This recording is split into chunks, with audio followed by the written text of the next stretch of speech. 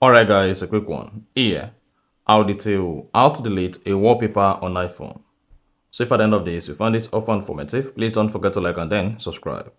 Now, to delete a wallpaper on your iPhone, whether your home screen wallpaper or lock screen wallpaper, all you need to do is swipe down the top left. Now, press and hold the top left, or press and hold the lock screen on your iPhone and then type in your iPhone passcode. Now, swipe through the wallpapers you have that you want to delete and locate the wallpaper you want to delete.